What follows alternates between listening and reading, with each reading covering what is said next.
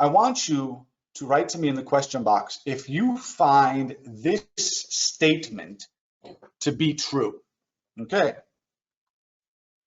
Whether it be students completing very little in your lessons, sound familiar? Their class attendance being low, sound familiar? Or handing in a bare minimum amount of work, there is plenty of evidence, so-called evidence, for teachers to believe that students have no work ethic these days. Do you find this statement to be true? Okay, true if they struggle continuously, right? Have you had students like this? That they complete very little in your lessons, that they're not in attendance, that they're handing in the very bare minimum amount of work? Is this, though, truly evidence that they have no work ethic? Sounds true, someone writes, but there may be reasons why it's happening, and that's exactly what I'm going to do now. You see, as a teacher, we must always find out the why. So we may think that these students have no clue of work ethic, but actually there is something else that is going on. Something else is triggering it. Something else is happening in our students' lives. The first thing that happens is that students are becoming extremely lazy. Now, who's at fault? We don't point fingers, right? I can say that one issue is that this entire year we have all been in quarantine, in lockdown. We've had our lives thrown literally upside down. So I know some adults who have become a little bit lazy, trying to combat that. So laziness is one of the factors. And let's explore this a little bit deeper now. We do live in a society with the technology to give us what we need when we need it, right? And knowing this, our students are the wired generation, and they are hyper-wired now during this year. They are used to getting instant actions and results. They don't really need to work too hard to find things out, right? Gone are the days when we had to open up an encyclopedia and look for a topic that we wish to do a project on, that we wish to research on, to look through books in a library, right? To scan through magazines and articles. Our students literally have digital fingertips. And why am I mentioning this to you now? Because when it comes to work ethic, students are finding the easy way out. So, knowledge. You can find anything you want on the internet, correct? Absolutely. Solutions. Can you find these on the internet? Yes. Opportunities for later on in their educational career. Transport, entertainment, money, financials, relationships, you name it, you can find it on the internet. Now, I'm not saying that this is a negative thing, right? What I am saying is that because our students have this luxury that we did not have when we were children, why would they expect to do something mundane or in many steps with us teachers when they can do it instantaneously on their own through the use of technology? So what happens when we give a project to a student or to a group of students? What is the usual, let's say, procedure that students take in completing the project? What do they do?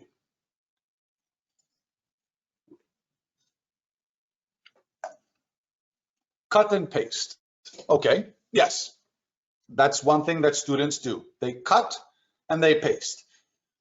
They do not read further. Absolutely, they don't. They simply read the title, the abstract of what they're looking for. They highlight, they cut, they paste, and then they send. Some students take the time out. I'm not saying all students, right? Right? There are all those students that go on the internet and they explore and they do their research and they know how to compare and contrast. But for the most part, now, students have been hardwired for this, that they don't want to spend too much time. Work ethic is all about time. Taking the time out to do things in your everyday life that helps form skill sets that you take with you to become the person you are when you start your career. I warn my students about plagiarism and that they must quote and cite sources that they are going, if they're going to copy and paste. Clark, yes, that is something they should do. But it's very funny when students literally have a list of cited sources for their entire paper, right? So let me show you an example of work ethic.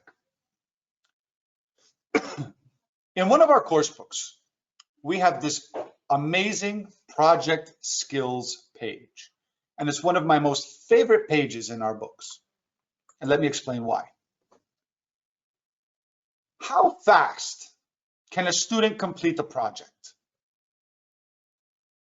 How fast can your students complete projects? The night before, right?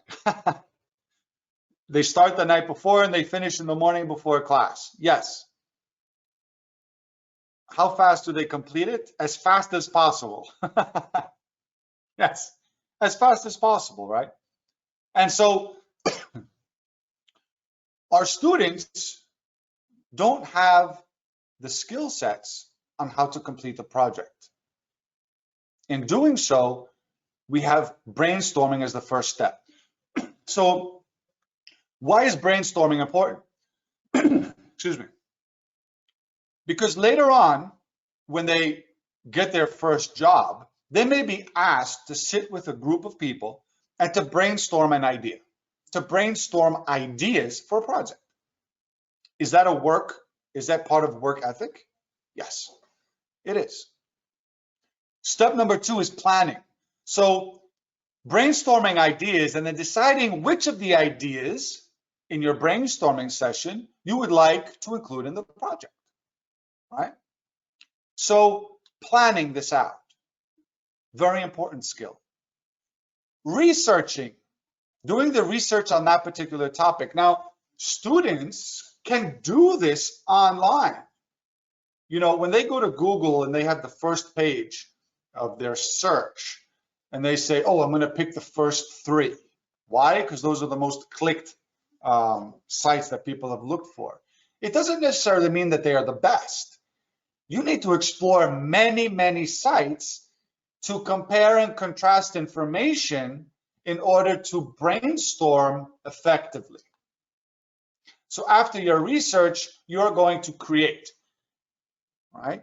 Everything that you have collected, all of the information, you start working on your project, creating the presentation and the whole entire, let's say, essay or the project itself, whatever it consists of. Proofreading, where some people say, and someone said it before, they go on the internet, they copy paste, they don't even read what they're copy pasting, right? Proofreading is so important that after you finish, you proofread your work. And then presenting, okay? Presenting your project. These are work ethic, let's say, skill sets that students need to have and need to learn in school for their future. All right. Now, the next part that I want to share with you on the why are students like this in class. This student is asking, do I have anyone in my life too? So ask yourself, guys, and this touches home with a lot of students that I visited in my various visits to countries. Does your student have anyone in his or her life to model a good work ethic and attitude? Do they? Are their parents there? Are they there to be that model of good work ethic and attitude? It's a little unrealistic, guys, to have high work ethic expectations for some students when you are possibly the one and only person in their lives that could expect or even model that good work ethic. Now, this is why I'm talking about the triangular relationship in education, because yes, we have to work with parents about this, talk to parents about this, help students about this, but as our role as teachers are so multifaceted, sometimes you are the parent. Sometimes you have to step up and fill that role. And that means that everything we do when we are in the company of our students is being seen as an example. So you are literally an example of good work ethic to your students and the attitude you have in school. I'm not kidding. But be careful with this now. It is your attitude, it is your conversations and your feelings expressed towards your students that provides an influence towards your students. The right,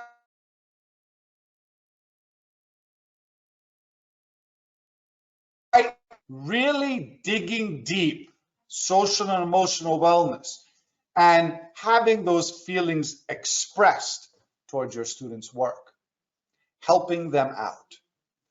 It is up to us. It is. Parents are tired. So are we. But don't expect parents to take the time out in their busy schedule to reflect on all of this. I know, because being a father of 2 children, this past year, I will admit publicly to all of you that I have made mistakes, that I have failed at some points during this year, from last March to today, in helping my children in role modeling work ethic. So think about this. They don't value, connect with, or respect who is teaching them. All right? Work ethic is connected in so many ways. There's so much information on the internet. What I did was thinking about this topic and really having it resonate with me, right? Being an educationalist for 26 years and a father for almost 13 years, I had to say what things are important to me, to us, right? So that I could share it with you.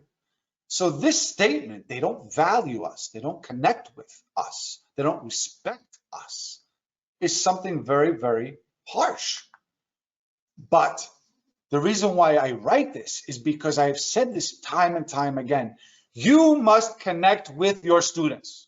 So there is this mutuality of respect, and this can be forged and be a productive relationship, okay, built from this mutuality.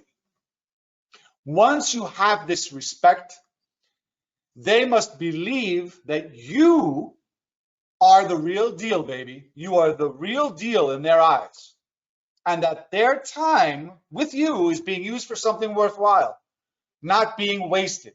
If this happens, these two things, you will be valued, they will connect with you, and they will respect the heck out of you for teaching them. And this is what we want. This is the cornerstone to work ethic, because they are looking at you for that guidance.